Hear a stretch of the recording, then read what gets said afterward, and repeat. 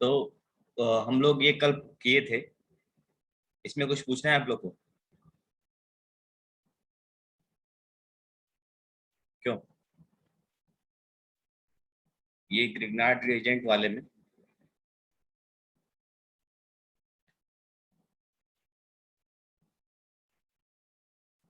बोलोगे सर पूछने के लिए पढ़ना नहीं पड़ता है।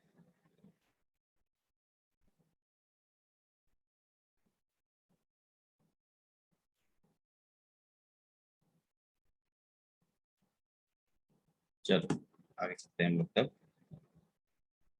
नेक्स्ट है प्रिपरेशन ऑफ फिनॉल्स। ठीक है, तो फिनॉल्स का देखो क्या लिखा है। Phenol also known as carbolic acid was first isolated in the early 19th century from coal tar. Nowadays, phenol is commercially produced synthetically in the laboratory. Phenol are prepared from benzene derivatives by any of the following methods. ठीक है, तो कुछ तरीके हमको दिए गए हैं जिनका इस्तेमाल करके हम लोग क्या करेंगे, फिनॉल बनाएंगे। ठीक है, सबसे पहला है फ्रॉम हेलोएरिन्स। ठीक है, तो हेलोएरिन्स वाला हम लोग तरीका पढ़े थे प्रीवियस चैप्टर में, कि वहां पे हम लोगों ने पढ़ा था कि अगर आपके पास एक क्लोरोबेंजीन है या ब्रोमोबेंजीन है, उसका रिएक्शन अगर आप NaOH से कराओगे at high temperature 623 kelvin and high pressure 300 atm, तो वहां पे क्या होगा, क्लोरीन की जगह क्या लग जाएगा, OH। क्लोरीन की जगह क्या लग जाएगा, जैसे ये है क्लोरीन है, इसका रिएक्शन कराए NaOH के साथ at 623 kelvin and 300 atm pressure, तो आपका ये क्या होगा, क्लोरीन की जगह क्या लग जाएगा, OH लग जाएगा। लेकिन अभी हम लोग कुछ देर पहले देखे हैं कि फिनॉल को कार्बोलिक एसिड भी कहा जाता था, मतलब ये जो फिनॉल है ये एसिडिक नेचर का है। ठीक है, अब क्योंकि ये एसिडिक नेचर का है और आपका मीडियम कैसा है, बेसिक है।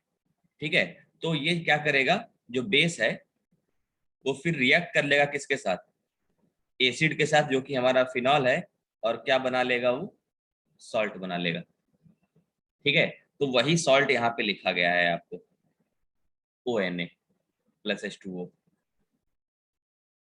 ठीक है, तो लेकिन हमको तो फिनॉल चाहिए, तो हम लोग क्या करते हैं, जो हमारा सॉल्ट बना है उसका हम लोग फिर से एसिडिफिकेशन कर देते हैं, तो ओ Na+ की जगह पे क्या लग जाता है, H, और हमको क्या मिल जाता है, फिनॉल।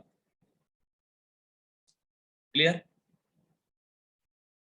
अगर आपके पास क्लोरोबेंजीन है, उसका रिएक्शन अगर आप NaOH से कराओगे, ठीक है, तो 623 केल्विन एंड 300 atm प्रेशर पे आप इसको हम लोग क्या बोलते हैं, इसको हम लोग बोलते हैं सोडियम फिनॉक्साइड। क्या मिल जाएगा हम लोग को, सोडियम फिनॉक्साइड, और फिर उसका एसिडिफिकेशन करेंगे तो हमको क्या मिल जाएगा, फिनॉल। क्लियर? नेक्स्ट है फ्रॉम बेंजीन सल्फोनिक एसिड। ठीक है, बेंजीन सल्फोनिक एसिड किसको बोलते हैं, ये जो आप स्ट्रक्चर आप देख रहे हो ये वाला, ये इसको हम लोग बोलते हैं बेंजीन सल्फोनिक एसिड।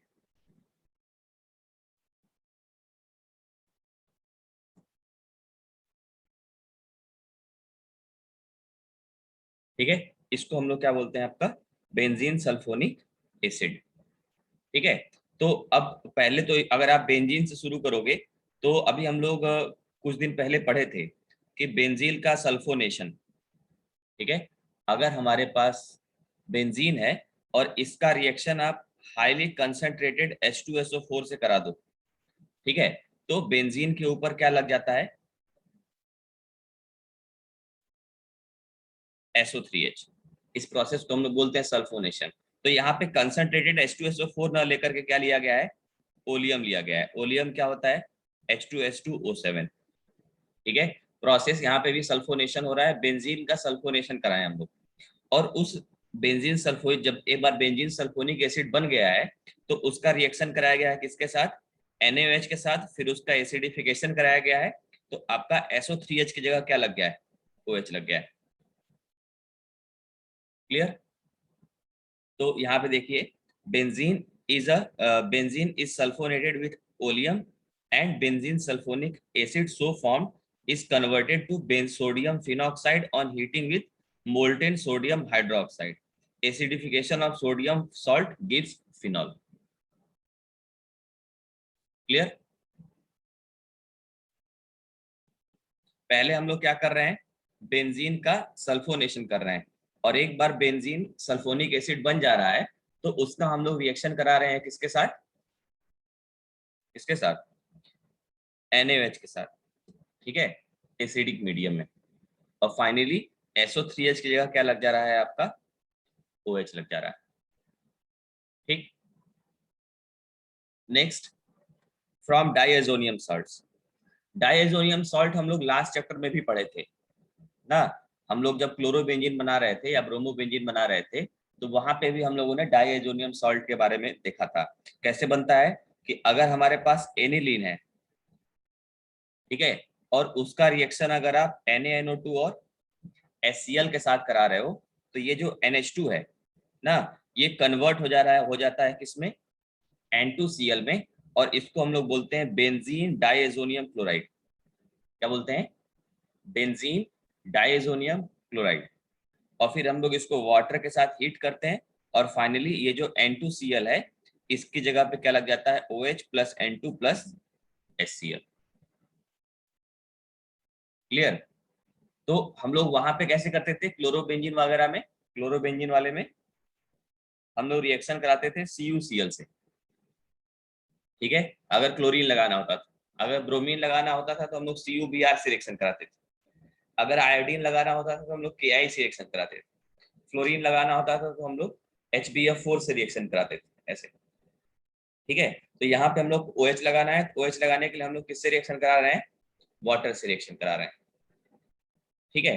तो अगर आप इसको ध्यान से देखो तो ये क्या है, diazonium salt is formed by treating an aromatic primary amine with nitrous acid at 273 to 278 Kelvin. Diazonium salts are hydrolyzed to phenol by warming with water or by treating with dilute acids. ठीक है। Last वाला ये जो सब ये जो है from cumene, ये सबसे इंपॉर्टेंट ना, ये सबसे ज्यादा बार पूछा गया है। क्यूमीन किसको बोलते हैं, क्यूमीन हम लोग बोलते हैं आइसोप्रोपाइल बेंजीन को। बेंजीन के ऊपर अगर ये आप आइसोप्रोपाइल ग्रुप लगा देंगे तो ये क्या बन जाएगा, आइसोप्रोपाइल बेंजीन। और इसी को हम लोग क्या बोलते हैं, क्यूमीन बोलते हैं। क्लियर? ठीक है। तो अब ये कैसे बनता है, देखो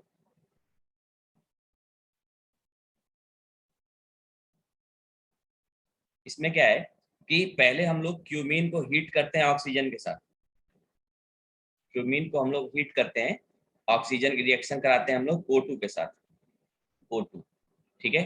तो ये जो कार्बन हाइड्रोजन बॉन्ड आप देख रहे हैं ना आइसोप्रोपाइल बेंजीन पे, ये जो कार्बन हाइड्रोजन बॉन्ड है, इस बॉन्ड के बीच में ऑक्सीजन इंसर्ट हो जाता है ऐसे, ठीक है।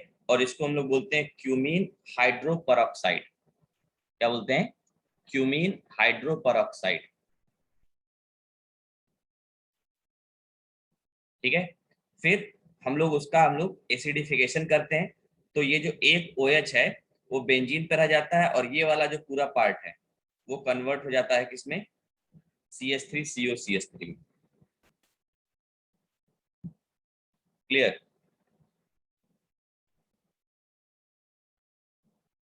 क्यों?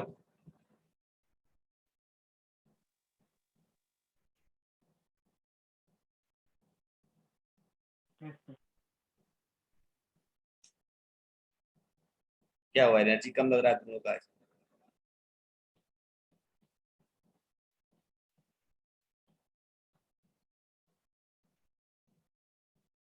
भारी लग रहा है क्या?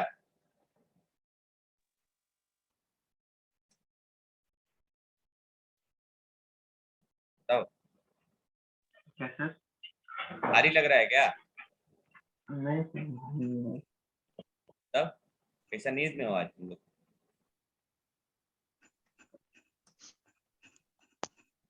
अल्कोहल पड़ रहा है ना। अच्छा, और पढ़ रहे नहीं सर, अभी तो फिलहाल पढ़ रहा है ना अभी। हो? नहीं, अल्कोहल फिनॉल ईथर दोनों पढ़ रहे हैं, तीनों पढ़ रहे हैं। पहले कल अल्कोहल का प्रिपरेशन पढ़े, आज फिनॉल का प्रिपरेशन पढ़े। ठीक है, तो ये क्वेश्चन ट्राई करो, 11.4 एंड 11.5।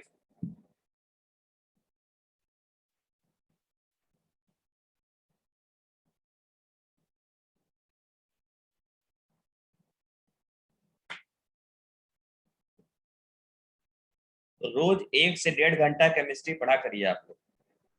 1 से 1.5 घंटा डेली केमिस्ट्री अगर पढ़ेंगे सब बढ़िया हो जाएगा, 70 में 70 आएगा आप लोग।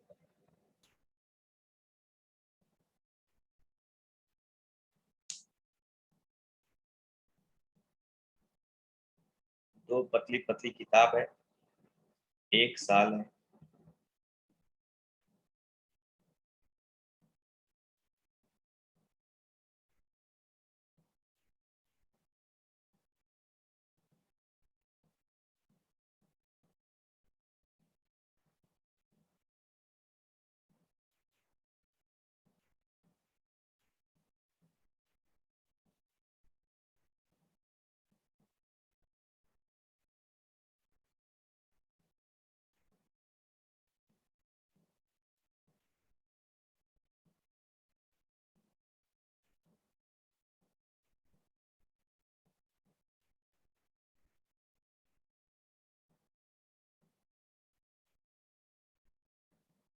हो गया?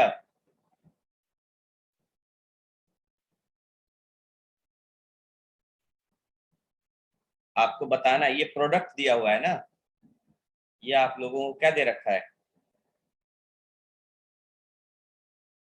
प्रोडक्ट दे रखा है। ठीक है, और रिएक्टेंट क्या है? एक ग्रिग्नार्ड रिएजेंट है और मीथेनॉल है।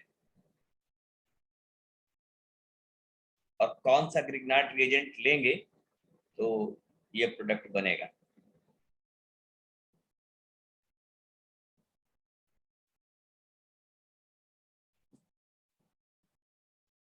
बताओ।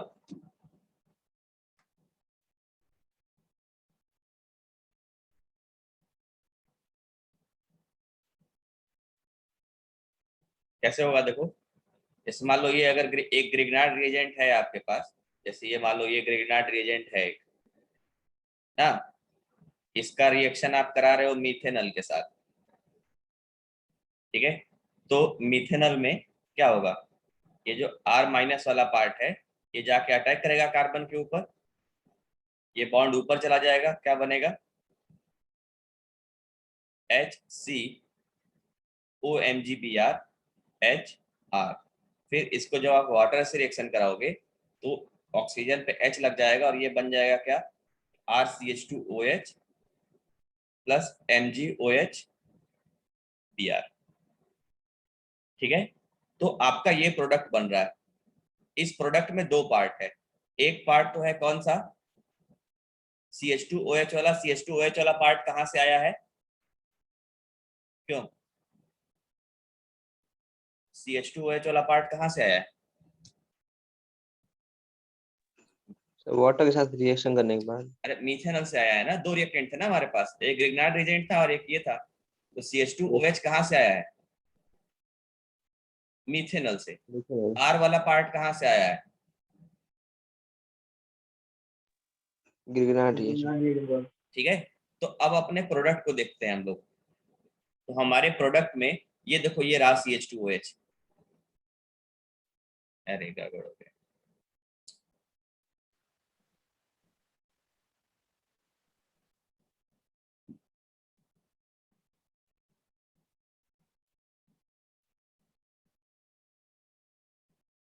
ठीक है, अगर आप देखोगे तो ये रहा हमारा CH2OH, मतलब ये वाला पार्ट कहां से आया होगा? मीथेनॉल से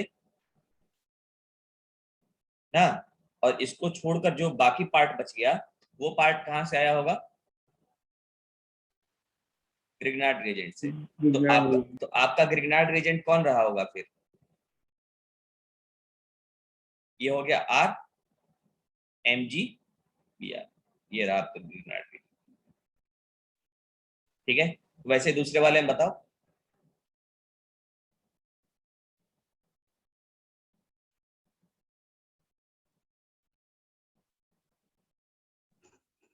sir cyclic hexane Grignard reagent है। साइक्लिक हेक्सेन क्या होता है? 4 5 6 साइक्लोहेक्सेन होता है ना? यस यस यस साइक्लो है। पढ़ो नहीं रहे बेटा? साइक्लोहेक्सिल मिथाइल ब्रोमाइड ना। तो ये वाला पार्ट तो आपका मिथेनॉल से आया है, और नीचे वाला पार्ट जो है आपका, ये कहाँ से आया होगा? Grignard reagent. ठीक है, ये सॉल्व करो 11.5, ये तो सॉल्व कर ही लेना।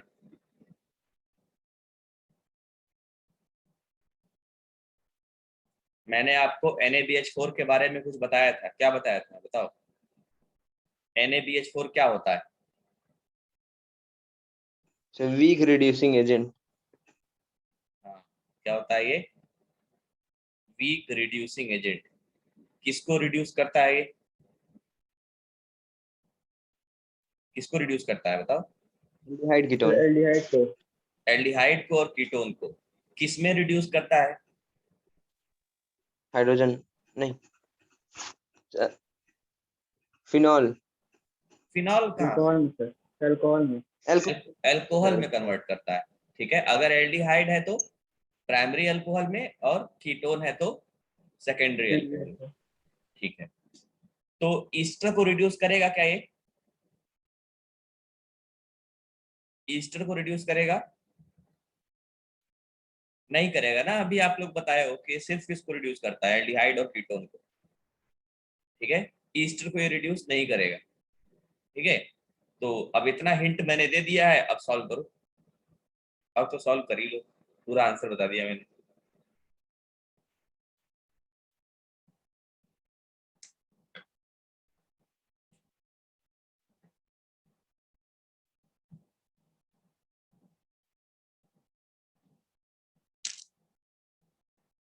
ऐसा लग रहा है गोवा में बैठ के क्लास ले रहे वही सर, मैं तो कुछ सोच रहा हूँ। हैं।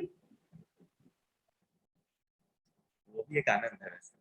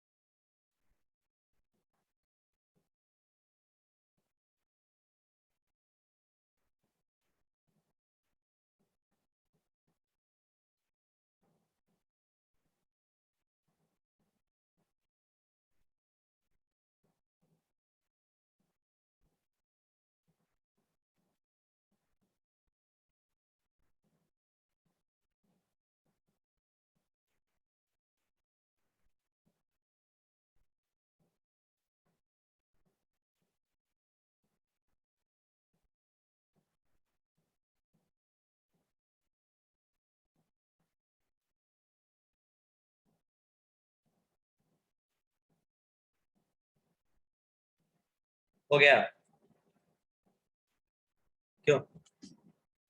देखो यस सर। पहला वाला तो हम लोग बहुत सारा किए हैं ना, कि ये तो बहुत सारा क्या, यही क्वेश्चन किए हैं कि ये आपका प्रोटीन है, एसिडिक हाइड्रेशन कर रहे हैं तो मार्कोनिक ऑफ एडिशन होगा, जहां पे ज्यादा हाइड्रोजन है वहां हाइड्रोजन जोड़ देंगे और बीच वाले को OH जोड़ देंगे, तो आपका बन जाएगा प्रोपेन 2 ऑल।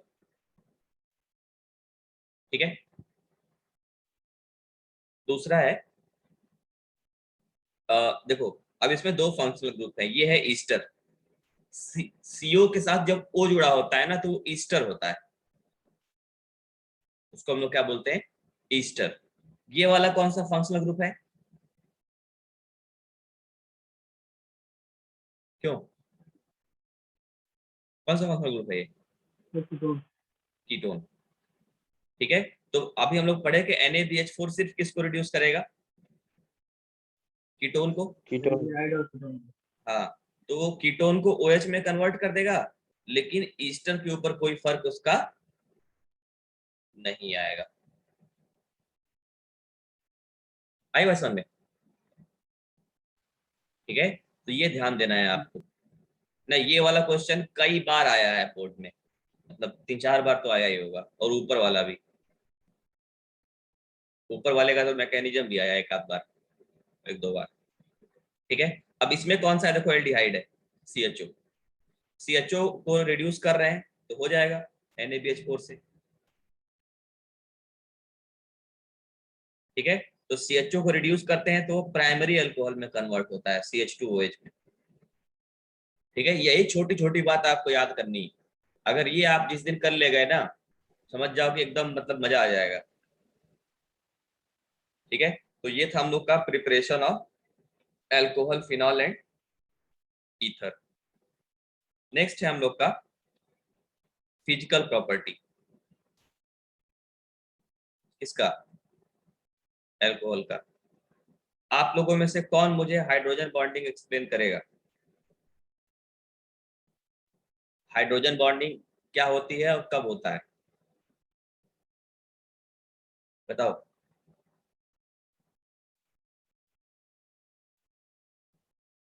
बताओ भाई, हाइड्रोजन बॉन्डिंग के लिए कंडीशन क्या होती है,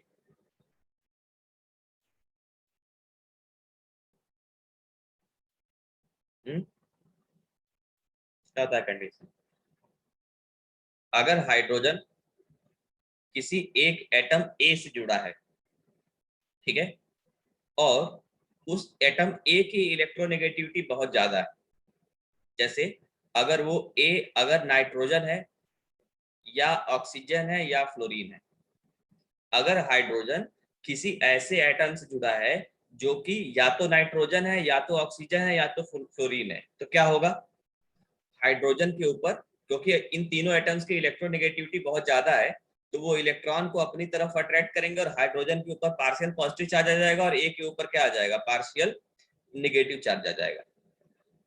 ठीक है, तो उसके बगल में अगर आप कोई दूसरा एटम B लेके आते हैं और उसकी भी इलेक्ट्रोनेगेटिविटी हाई होती, ठीक है, वो भी नाइट्रोजन ऑक्सीजन फ्लोरीन में से कोई एक होता है, तो वहां पे एक स्पेशल अट्रैक्टिव फोर्स स्टेब्लिश होता है दोनों एटम के बीच में। ठीक है, और उस अट्रैक्टिव फोर्स को हम लोग क्या बोलते हैं, बताओ, क्या बोलते हैं, हाइड्रोजन। हाइड्रोजन। तो हाइड्रोजन बॉन्ड के लिए कंडीशन याद कर लो ना, बहुत बहुत इंपॉर्टेंट है।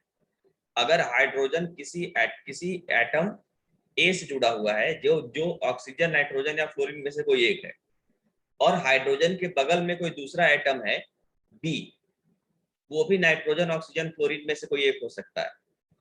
ठीक है, तो उनके बीच में एक स्पेशल अट्रैक्टिव फोर्स डेवलप होता है, जिसको हम लोग क्या बोलते हैं, हाइड्रोजन बॉन्ड। अब ये हाइड्रोजन बॉन्ड की खासियत ये होती है कि ये स्ट्रॉन्गर बॉन्ड होता है एज कंपेयर टू किसके, वंडरवाल फोर्स के। ठीक है, मतलब जिन जो मॉलिक्यूल्स हाइड्रोजन बॉन्ड बनाएंगे, उनके मॉलिक्यूल्स के बीच में जो अट्रैक्टिव फोर्स होगा वो उन मॉलिक्यूल्स के कंपैरिजन में ज्यादा होगा जिनके बीच में क्या लग रहा है, वंडरवाल फोर्स। Van der Waals force. तो अब मुझे ये बताओ, क्या अल्कोहल हाइड्रोजन बॉन्ड बना सकता है,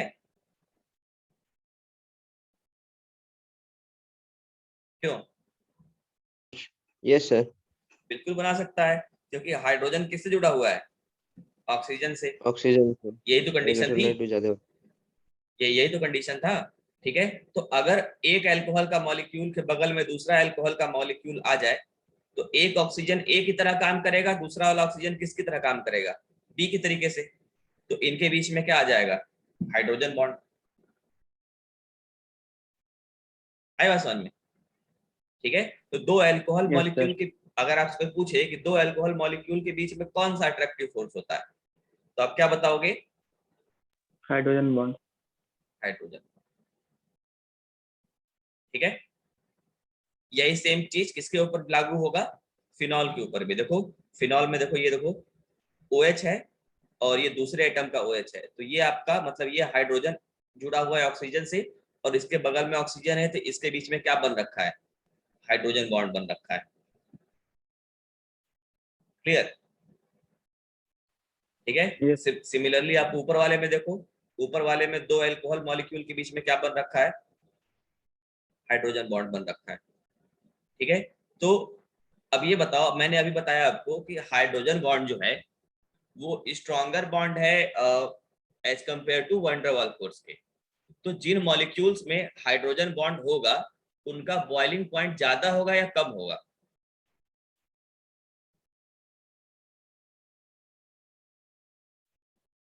है। ज्यादा होगा। ज्यादा होगा ना, stronger attractive force, higher boiling point. Clear? तो यही कहानी है, देखो पढ़ो क्या लिखा है। The boiling points of alcohols phenols increases with increase in number of carbon atoms, increase in van der Waals forces. In alcohols, the boiling point decreases with the increase in branching in carbon chain. ठीक है, because of decrease in van der Waals forces with decrease in surface area ना।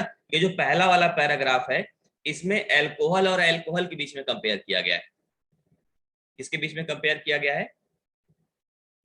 Alcohol alcohol. Alcohol और alcohol के बीच में। तो alcohol और alcohol के बीच में तो क्या है कि एक अल्कोहल जो है, ठीक है हो गया, ठीक है, एक एक अल्कोहल हाइड्रोजन बॉन्ड बना रहा है तो दूसरा दूसरा अल्कोहल भी हाइड्रोजन बॉन्ड बना रहा होगा ना। क्यों? तो वहां पे यस सर। हाइड्रोजन बॉन्ड में तो कोई अंतर है नहीं। तो अगर मान लो कि तुमको एक मीथेनॉल दे दिया जाए और एक इथेनॉल दे दिया जाए और इनके बॉइलिंग पॉइंट में कंपैरिजन करना हो, तो पहला भी हाइड्रोजन बॉन्ड बना सकता है, दूसरा भी हाइड्रोजन बॉन्ड बना सकता है, तो इसमें तो कोई अंतर है नहीं। अंतर कहाँ पे है? कार्बन चेन में। ठीक है, और ये जो कार्बन वाला कार्बन चेन वाला पार्ट है ना, ये कौन सा अट्रैक्टिव फोर्स लगाता है? Van der Waals force. क्यों? क्योंकि यहाँ पे हाइड्रोजन किससे जुड़ा हुआ है? कार्बन से। ये हाइड्रोजन बॉन्ड नहीं बना सकता है। ठीक है, तो अब ये जो मैं आपको पहले भी बता चुका हूं कि जो वैन डर वाल्स फोर्स होता है ये डायरेक्टली प्रोपोर्शनल होता है किसके? Number of carbon. Number of carbon के, और इनवर्सली प्रोपोर्शनल होता है नंबर ऑफ ब्रांच के। तो यही उसमें देखो पहला पैराग्राफ लिखा है कि boiling points of alcohols and phenols increases increases with the increase in number of carbon atom, क्योंकि वो डायरेक्टली प्रोपोर्शनल है नंबर ऑफ कार्बन के ना। अब नंबर ऑफ कार्बन एटम से क्या बढ़ने से क्या होता है? Increase in van der Waals forces. In alcohols boiling points decreases with the increase of branching of carbon chain because of decrease in van der Waals forces and with decrease in surface area। ठीक है, तो अब यहाँ पे देखो उन्होंने दिखा रखा है कि the OH group in alcohols and phenols involved in intermolecular hydrogen bonding as shown below. ठीक, अब यहाँ पे एक देखो नेक्स्ट पैराग्राफ पे लिखा हुआ है जो मैंने अभी कुछ देर पहले आपको बताया कि it is interesting to note that boiling points of alcohols and phenols are higher in comparison with the class of compounds namely hydrocarbons, ethers, haloalkanes and haloarenes of compatible molecular masses. मतलब कि अगर आप कोई hydrocarbon ले लो, कोई ether ले लो, कोई aldehyde ले लो, कोई कीटोन ले लो, कोई अल्कोहल ले लो, और सबका बॉइलिंग पॉइंट अगर सेम है, सॉरी सबका अगर मॉलिक्यूलर मास अगर सेम है या लगभग सेम है, तो वहां पे हाईएस्ट बॉइलिंग पॉइंट किसका होगा? बताओ। वहां पे हाईएस्ट, अल्कोहल और फिनॉल। हाँ वहां पे हाईएस्ट बॉइलिंग पॉइंट एल्कोहल का होगा। क्यों होगा भाई? क्योंकि ये क्या बना रहा है, इंटरमॉलिक्यूलर हाइड्रोजन बॉन्ड। बाकी लोग नहीं बना पाएंगे। जैसे मान लो इथेन है, तो इथेन थोड़ी हाइड्रोजन बॉन्ड बना सकता है, ठीक है। जैसे मान लो ईथर है, ईथर थोड़ी हाइड्रोजन बॉन्ड बना सकता है, ठीक है। जैसे एल्डिहाइड है, एल्डिहाइड भी हाइड्रोजन बॉन्ड नहीं बना सकता, क्योंकि इन सभी में हाइड्रोजन किससे जुड़ा हुआ है, कार्बन से जुड़ा हुआ है। हाइड्रोजन ऑक्सीजन, नाइट्रोजन या फ्लोरीन से नहीं जुड़ा हुआ, ठीक है। तो इन सभी में इंटरमॉलिक्यूलर हाइड्रोजन बॉन्ड पॉसिबल नहीं है। किसमें पॉसिबल है? अल्कोहल में। एल्कोहल, ठीक है। तो रीजन समझ में आया? लिख लोगे रीजन, ठीक है। तो लिस्ट में लिखा है for example ethanol and propane have comparable molecular masses but their boiling points differ widely. The boiling point of methoxymethane is intermediate to two boiling points, ठीक है। तो ये है आपका ना, देखो ये आपका इथेनॉल है ना। इथेनॉल का देखो, इथेनॉल का बॉइलिंग पॉइंट कितना है,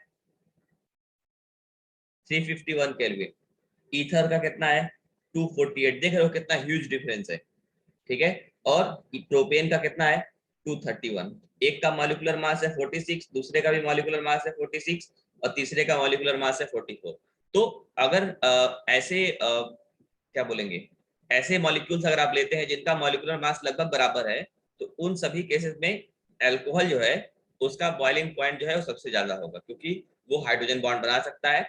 बाकी आपका ईथर, अच्छा ये ईथर वाला जो है इसका प्रोपेन से ज्यादा क्यों है? मान लो एल्कोहल का तो समझ में आता है, एल्कोहल हाइड्रोजन बॉन्ड बना रहा है। ये जो ईथर है, ईथर का बॉइलिंग पॉइंट प्रोपेन से ज्यादा क्यों है? सब प्रोपेन में ब्रांच ज्यादा है। ब्रांच कहाँ है, वो तो स्ट्रेट है, वो तो ऐसे लिखा हुआ है ऐसे टेढ़ा करके, है तो वो सीधा ही ऐसे है, सिंपल, ठीक है। ऐसा देखो, जब आप पढ़े होगे ना 11th क्लास में गैसेस स्टेट वाला चैप्टर, तो वहां पे आप लोग पढ़े होगे कि वंडरवॉल फोर्स जो होता है वो 3 तरह का होता है, dipole dipole interaction, induce dipole interaction और डिस्पर्सन फोर्सेस, इंस्टेंटेनियस। ठीक है। तो अब यहाँ देखो ईथर में, देखो ईथर में क्या है, ऑक्सीजन का बॉन्ड है किसके साथ, कार्बन के साथ।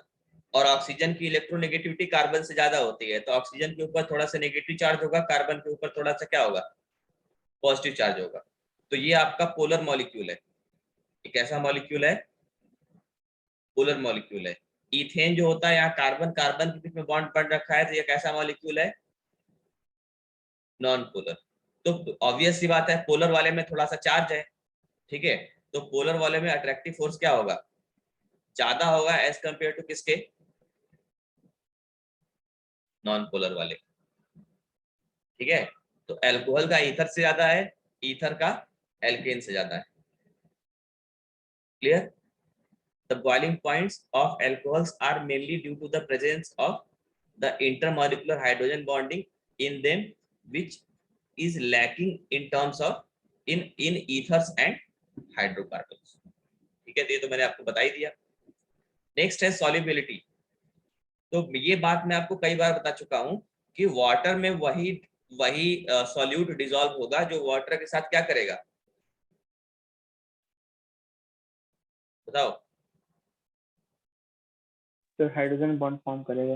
बिल्कुल, ठीक है। तो solubility of alcohols and phenols in water is due to their ability to form hydrogen bonds with water molecules as shown.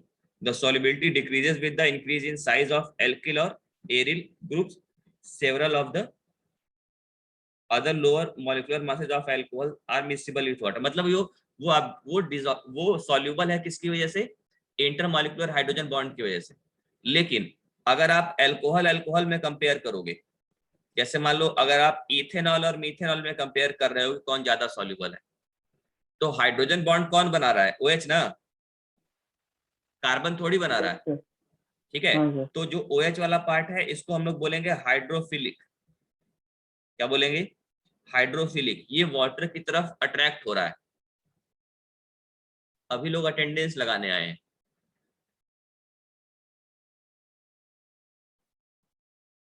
अभी तक 15 पे था, 18 पहुंच गया लास्ट के 2 मिनट में।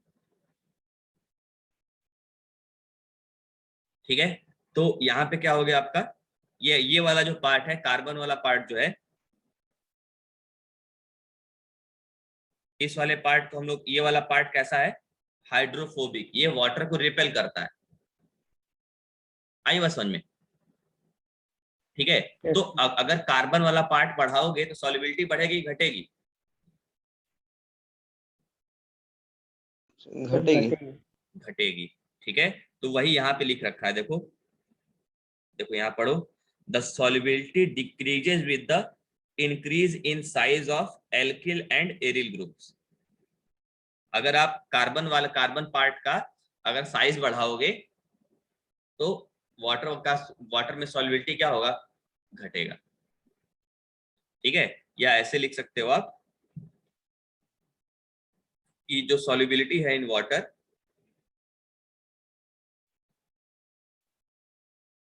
ना, वो इनवर्सली प्रोपोर्शनल है किसके, नंबर ऑफ कार्बन के, और डायरेक्टली प्रोपोर्शनल है नंबर ऑफ ब्रांच। ठीक है, जो बॉइलिंग पॉइंट वाला था उसके एकदम उल्टा। क्लियर? Yes, ठीक है, तो ये था हम लोग का क्या, फिजिकल प्रॉपर्टी। आप लोग ये एग्जांपल सॉल्व करिएगा, पिछला वाला इन टेक्स्ट फिर से सॉल्व करिएगा, और नेक्स्ट क्लास में हम लोग शुरू करेंगे केमिकल रिएक्शंस। पढ़ के आया करो, थोड़ा बहुत पढ़ा करो, पिछले क्लास का भी और जो पढ़ाया जाने वाला है वो भी। जब याद करके आओगे तो मजा आएगा। yes, sir. चलो ठीक है, thank you. Thank you, sir. Thank you. Thank you sir.